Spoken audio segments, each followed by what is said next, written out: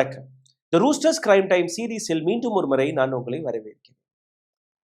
ஒரு வித்தியாசமான விசித்திரமான சம்பவம் இந்தியாவில் நடந்தது. ஒரு கிராம மக்கள் கையில் சவப்பெட்டியுடன் சவத்துடன் ஒரு பேங்க் வாசல்ல போய் நிற்கிறார். ஒரு போராட்டம். அவர்களுடைய கோரிக்கை விசித்திரமான கோரிக்கை. இந்த வங்கி வாசல்ல இந்த சவப்பெட்டியை புதைக்க போகிறோம். இந்த சவத்தை இங்கேதான் புதைக்க போகிறோம். ஒவ்வொரு நாளும் இந்த வங்கிக்கு செல்லக்கூடிய ஆபீசர்கள், இங்க வேலை பார்க்கக்கூடிய ஒவ்வொரு நபரும் இந்த சவத்தை தாண்டி தான் போகணும். அதாவது ஒவ்வொரு நாளும் அவர்கள் உணர வேண்டும், எதற்காக இந்த இடத்தில் இந்த சமாதி இருக்கிறது. இந்த இடத்தில் தான் இந்த சவத்தை நாங்க புதைக்க போகிறோம். வித்தியாசமாக இருக்கா இல்லையா? இந்த கதையை மிகவும் ஆழமாக கேளுங்கள். இதுதான் இந்தியாவின் உண்மை முகம். நம்மள பேங்க் வாசலை மிதிக்காத நபர்கள் யாராலுமே இருந்திருக்க முடியாது. சின்ன குழந்தையிலிருந்து மூதாட்டி வரை, முதியோர் வரை எல்லாருமே ஒரு முறையாவது பேங்க் வாசலுக்கு போயிருக்கும். இப்போ கொஞ்சம் குறைவாகி விட்டது. மொபைல் ஆப், இந்த ஜிபே இதெல்லாம் வந்ததுக்கு அப்புறம் பேங்க் நீங்க போறது கொஞ்சம் கடினம். ஆனால் இப்பவும் பேங்க் போகாமல் ஒரு சில விஷயங்கள் நடக்காது. அதே போன்ற ஒரு விஷயம்தான் பேங்கில் நடந்தது. இந்த காட்சியை நீங்க பாருங்கள், எப்படி இந்த கிராம மக்கள் அந்த சவப்பெட்டியை பேங்க் வாசலுக்கு எடுத்து செல்கிறார்கள். இப்ப இந்த கதைக்குள் உங்களை நான் கூட்டி செல்கிறேன். இந்த கதையோடைய தொடக்கம் ஜார்க்கண்ட்ல இருக்கக்கூடிய இந்த வங்கி. அந்த வங்கியோடைய பேர் ஜார்க்கண்ட் கிராமீன் பேங்க். ஒரு செமி கவர்மெண்ட் பேங்க், அதாவது அரசாங்கம் ஃபுல்லா அரசாங்கமும் கிடையாது, ஃபுல்லா பிரைவேட்டும் கிடையாது, ஒரு கார்பரேஷன் பேங்க் மாதிரியான ஒரு பேங்க். இந்த பேங்கோடைய பிரான்ச் கார்வா என்கிற ஏரியா, பட்கர் பிரான்ச். இந்த பிரான்ச்சில் நடந்த சம்பவம் தான் இது. இப்போ என்னுடைய அடுத்த படத்தை பாருங்கள். இந்த படத்தில் நீங்க பார்த்தீர்கள்னா 4 பெண்கள் இந்த சவப்பெட்டியுடன் உட்கார்ந்துருக்கிறார். ரைட் ஹேண்ட் சைட்ல ஒரு ஆண், லெஃப்ட் ஹேண்ட் சைட்ல ஒரு ஆண். கொஞ்ச நேரத்துல அந்த பெண், நடுவுல இருக்கக்கூடிய ஒரு பெண் நிக்கணும், எந்திரிச்சோன்னு நிக்கிறார். இன்னும் ஒரு சில நபர்களும் அந்த சவப்பெட்டியை சுற்றி இருக்கிறார்கள். இப்போ அந்த பேங்கோடைய போர்ட்ல இருந்து அப்படியே கேமராவை கீழே திருப்பினீர்கள்னா அந்த சவப்பெட்டி வைக்கப்படுது. இந்த சவப்பெட்டி எதற்காக இங்கே கொண்டு வரப்பட்டது என்று நீங்க பார்க்க வேண்டும். இந்த வீடியோவை எடுத்துக்கொண்டிருக்கக்கூடிய ஒரு நபர் பின்னாடி கமெண்ட்ரி கொடுக்கிறார். கொஞ்ச நேரம் ஃபர்ஸ்ட் அவரை கேளுங்க, அதுக்கப்புறம் இந்த கதையில நான் உங்களை கூட்டிச்சு. हम लोगों ने तुम्हारे खिलाफ आरएम को रिपोर्ट किया, उसके बाद भी तुमने अपना आदत नहीं छोड़ा। और अत्याचार होता है, उनके साथ नाइंसाफी होती है। इस बात का भी सबूत है हमारे पास कि बैंक में खाता खोलने का भी तुम पैसा लेते हो। और नेता हम यहीं पर कुदाली लेके आए हैं, यहीं पर रतन लकड़ा का दफन करेंगे और डेली तुमको उनके कब्र से होकर अपने बैंक में जाना पड़ेगा। இன்னொரு படத்தையும் பாருங்க.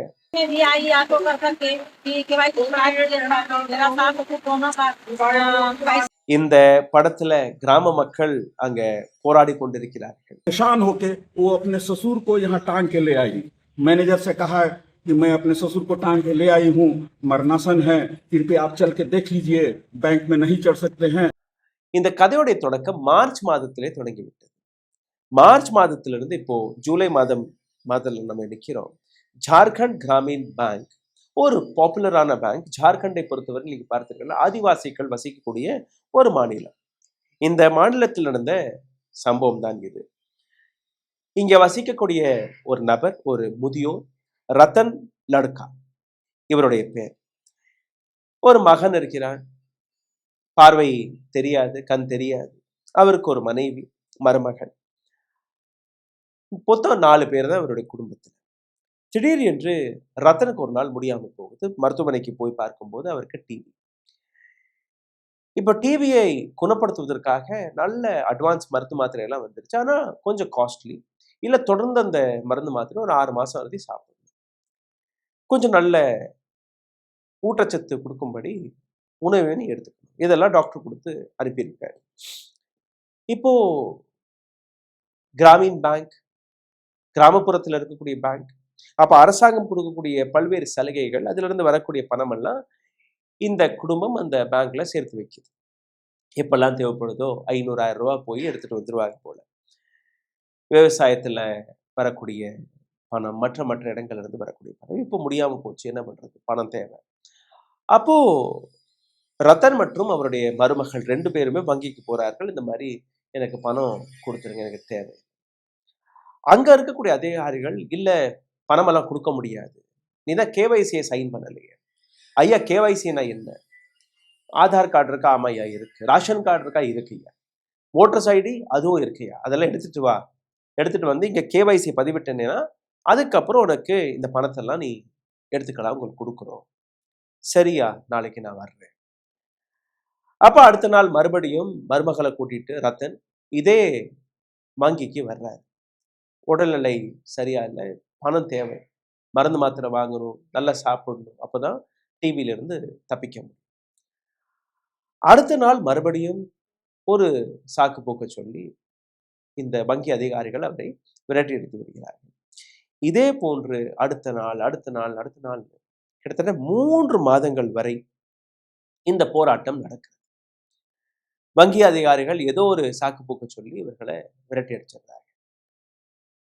ஒரு சில வாட்டி ரத்தன் தனியாகவும் போயிருக்கிறார், ஒரு சில வாட்டி ரத்தனுடைய மருமகள் தனியாக போயிருக்கிறார். பிகாஸ் காலப்போக்கில் 3 மாதத்தில் ரத்தன் படுக்கையாக மாறிவிடுகிறார். அவரால் எந்திரிச்சு நடக்கக்கூட முடியல. அப்போ அவருடைய மருமகள் தான் இந்த பேங்க் வேலையெல்லாம் பார்க்க போயிருக்கு.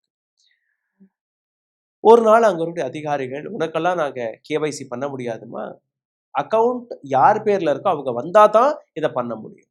இல்லையா, என்னுடைய மாமனார் ரொம்ப முடியாம இருக்கிறாரு, மருந்து மாத்திரை கூட எங்கள்கிட்ட பணம் இல்லை, அவருக்கு 2 நேரம் சரியா சாப்பாடு போடுறது கூட எங்களுக்கு பணம் இல்லை.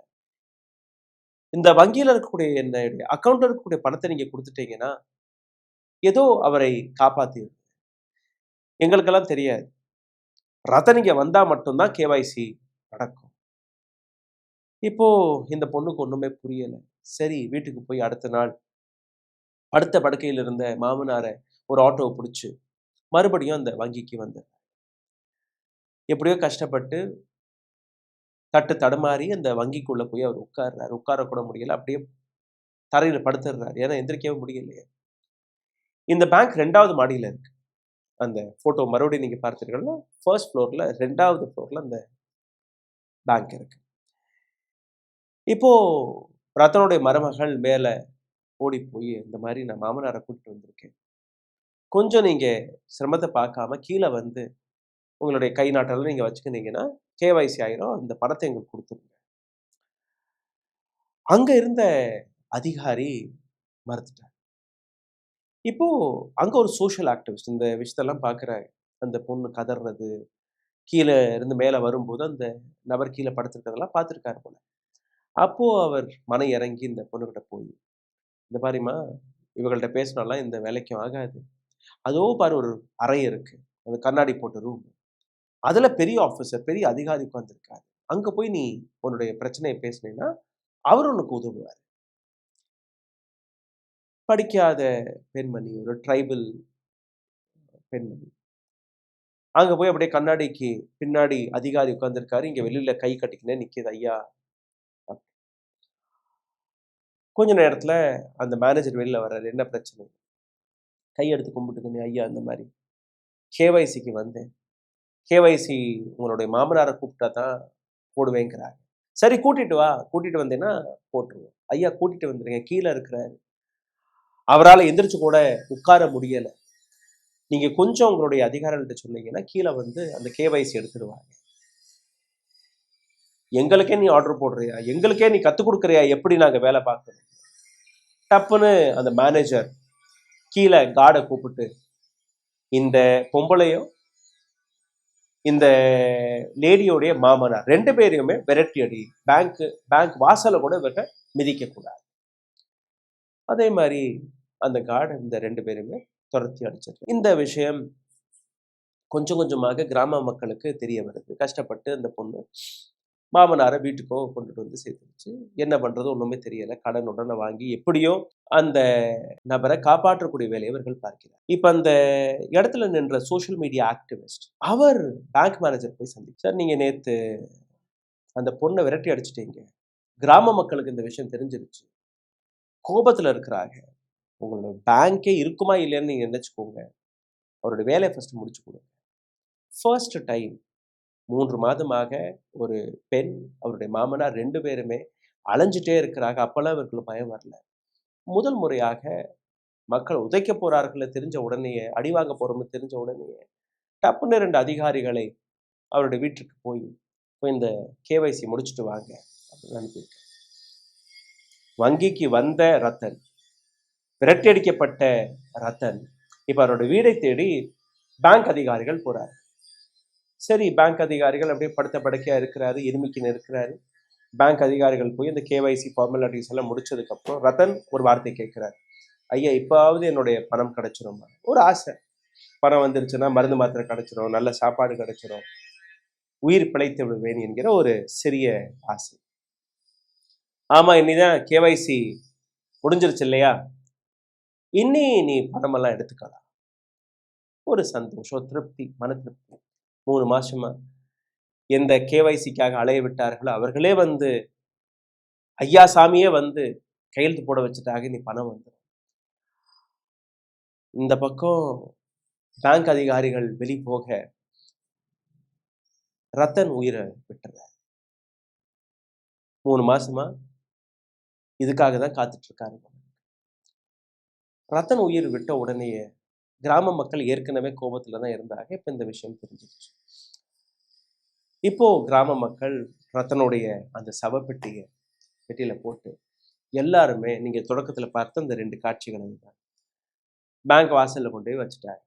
இங்கதான் இவரை நாங்க புதைக்க போறோம். ஏன்னா இந்த அதிகாரிகள் செய்த தவறு இவர்கள் வாழ்க்கை முழுவதும் இவர்களை உணர்த்தி கொண்டே இருக்கணும். இந்த மாதிரி வேற எந்த கிராம மக்களுக்கும் வேற எந்த நபருக்கும் இவர்கள் செய்யக்கூடாது. அங்கிருந்து போலீஸ் எல்லாம் வருது, கலெக்டர் எல்லாம் வர்றாங்க. இந்த எல்லா பேங்க் அதிகாரிகள்லாம் வந்து மன்னிப்பெல்லாம் கேட்டு எப்படியோ சமாதானப்படுத்தி அங்கிருந்து சவப்பெட்டியை அகற்றிட்டார்கள். பட் இந்த பிரச்சனை அங்கிருந்து இன்னும் கொஞ்சம் கொஞ்சமாக புகைய ஆரம்பிக்குது. இவ பேங்க் அதிகாரிகளுக்கு வேலை போற அளவுக்கு ஒரு சிச்சுவேஷன், பேர் கெட்டு போகுதுமே. இப்போ பேங்க் அதிகாரிகள் மெயின் ஆஃபீஸ்ல இருந்து ஒரு உத்தரவு, 2 டாப் ஒஃபிஷியல்ஸ் அவர்களுடைய வீட்டுக்கு போய் பணமெல்லாம் கொடுத்து இந்த மாதிரி இந்த போராட்டத்திலாம் நீங்க ஈடுபடக்கூடாது என்று எழுதி வாங்கிட்டு வாங்க. இரவு ஒரு 11:30 மணி இருக்கும். 2 அதிகாரிகள் இந்த வீட்டுக்கு போறாங்க.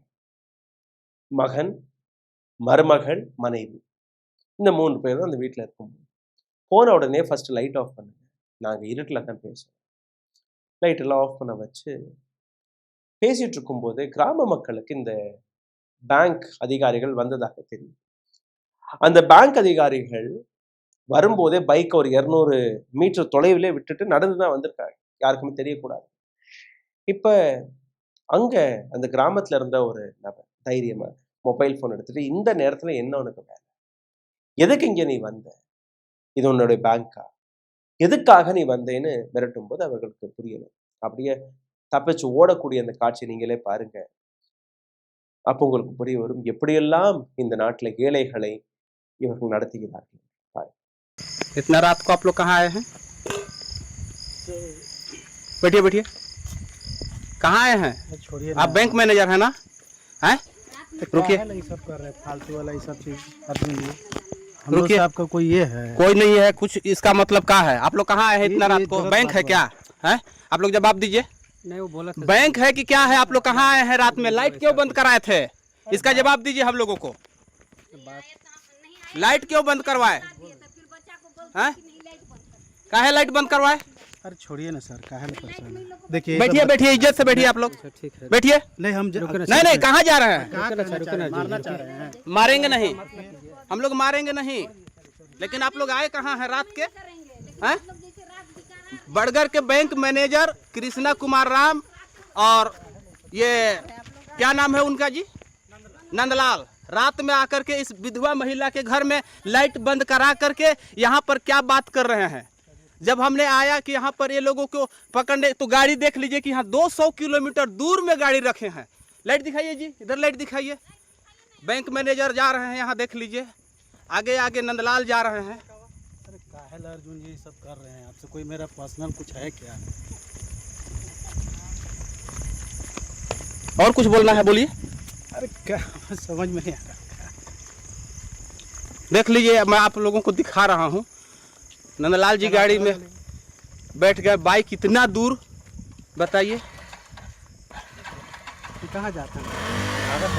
भाग रहे हैं यहाँ से, पूरब की ओर जा रहे हैं। पता नहीं अब कहाँ जा रहे हैं ये लोग। வங்கி அதிகாரிகள் ஓட்டம் பிடித்து ஓடி போனார்கள். இப்ப இதை விட இன்னொரு வேடிக்கையான விஷயம், இன்னைக்கு அவர் உயிரிழந்து 10 நாட்கள் ஆயிடுச்சு. இந்த 10 நாட்கள்ல கூட அவருக்கு அந்த பணம் கிடைக்கவில்லை. அதாவது ஒரு குடும்பத்தினருக்கு பணம் கிடைக்கவில்லை. கேட்டால் நாங்க டெத் சர்டிபிகேட்டுக்காக காத்து கொண்டிருக்கிறோம். டெத் சர்டிபிகேட் வந்ததுக்கு அப்புறம் எப்படி அவர் உயிரிழந்தார், உண்மையிலேயே உயிரிழந்து விட்டாரா என்கிற அந்த விஷயம். 2வது, இந்த 3 நபர்கள்ல யாரிடம் இந்த பணத்தை கொடுக்கணும் என்கிற முடிவை எடுத்துட்டு இந்த பணத்தை நாங்க கொடுப்போம். எவ்வளவு கேவலமான விஷயம். ஒரு நபர் உயிர் வாழ்வதற்காக 3 மாதம் போராடினார். இப்ப அந்த குடும்பத்தினர்கள் அந்த அக்கௌண்ட்ல இருக்கக்கூடிய கொஞ்சம் பணத்தை எடுப்பதற்காக மறுபடியும் இன்னொரு போராட்டம். சார், எவ்வளவுதான் அந்த அக்கௌண்ட்ல பணம் இருந்துச்சு? வெறும் 8000 ரூபாய். Just 8000 rupees. இதே போன்ற ஒரு கதையை 4-5 மாதங்களுக்கு முன்பு நான் உங்களுக்கு எடுத்து காட்டினேன். ஒரு தம்பி, அவருடைய அக்காவுடைய அக்கௌண்ட்ல 31,000 ரூபாய் இருந்தது. அந்த 31,000 ரூபாயை வங்கி அதிகாரிகள் எடுக்க விடவில்லை. இதே கேவைசி இஷ்யூ தான். அங்கங்க கடன் வாங்கி தன்னுடைய அக்காவை சிகிச்சை எல்லாம் பார்த்திருக்கார் போல இருக்கு. அது கடைசியில முடிஞ்சிருச்சு, இறந்து போகுது. இப்போ 3 மாதம் 4 மாதங்களாக இந்த நபர் தன்னுடைய அக்கௌண்ட்ல இருக்கக்கூடிய 31,000 ரூபாயை அக்கௌண்ட்ல இருந்து 31,000 ரூபாயை அக்கௌண்ட்ல இருந்து எடுப்பதற்காக இவர் நடக்கிறார், டெய்லி நடக்கிறார். கடைசியில ஒரு நாள் வங்கி அதிகாரி, உன்னுடைய அக்கா உண்மையிலே இறந்துருச்சுன்னு எங்களுக்கு எப்படி தெரியும், ஆதாரம் இங்க. ஒரு ஏழை, ஒரு ஆதிவாசி, ஒண்ணுமே தெரியாத ஒரு நபர் கொடுன்னு போயிருக்காரு மயானக்கரைக்கு, சுடுகாட்டுக்கு. அங்க புதைக்கப்பட்ட அந்த சவத்தை அப்படியே மறுபடியும் தோண்டி அந்த கையில தன்னுடைய அக்காவை புதைச்சாரோ அதே கையில மறுபடியும் அந்த அக்காவை மறுபடியும் எடுத்து எலும்பு கூடா மாதிரி இருக்கும். அப்படியே அந்த எலும்பு கூட்டை ஒரு கம்பளியில சுத்திட்டு தோள்பட்டையில போட்டு அப்படியே 3 கிலோமீட்டர் வரை நடந்து வந்திருக்காரு. நடந்து வந்து இந்த வங்கி வாசல்ல போட்டார். இந்த ஒரு என்னுடைய அக்கா. ஆதாரம் தானே கேட்டீங்க, இந்த இருக்கு ஆதாரம். இதுதான் இந்தியா. சிந்தித்து பாருங்கள். நன்றி, வணக்கம். இந்த வீடியோவில் உங்களை இன்னும் ஆழமாக குறிச்சிருக்கும் முன்பு ஒரு சிறிய கோரிக்கை. உங்களுடைய சேனலை தொடர்ந்து முடக்கக்கூடிய வேலையை பார்த்து வருகிறார்கள். இதிலிருந்து மீட்டெடுப்பதற்காக உங்களுடைய உதவி தேவைப்படுகிறது. நீங்க செய்ய வேண்டிய ஒரு சில சாதாரணமான விஷயங்கள்: லைக், ஷேர், சப்ஸ்கிரைப் பட்டனை தட்ட மறக்காதீர்கள். உங்களோட கேள்விகளை, கருத்துக்களை கீழே கமெண்ட் பாக்ஸில் விடுவிடுங்கள். இதையும் தாண்டி பொருளாதார ரீதியாக எங்களை தொடர்ந்து முடக்கக்கூடிய வேலையை பார்த்து வருகிறார்கள். அதிலிருந்து மீட்டெடுப்பதற்காக அருகில் இருக்கக்கூடிய QR கோடை பயன்படுத்தி உங்களால் முடிந்தது தெரிவிக்கலாம். ஓ, அப்ப அந்த மிஸ்டர் அண்ட் மிஸ்ஸஸ் பெர்ஃபெக்ட் உண்மையிலேயே வர்த். நரம்பு தளர்ச்சியிலிருந்து விடுபட்டு உடம்பு ஒரு புது வீரியம் பெற நேச்சுரல்ஸோட மிஸ்டர் பெர்ஃபெக்ட்டை யூஸ் பண்ணுங்க. ஊடகம் கார்ப்பரேட் அரசியல்வாதிகளின் கைப்பாவையாக அடிமைகளாக இருந்தது போதும். இனி சாட்டை எடுத்து சுழற்றும் நேரம் வந்துவிட்டது. ஊடகம் பொதுமக்களாகிய உங்களுக்காக, உங்களாலேயே இயக்கப்பட வேண்டும். ஊடக சுதந்திரத்திற்காக உங்களின் பங்களிப்பை இன்றே அளித்திடுங்கள்.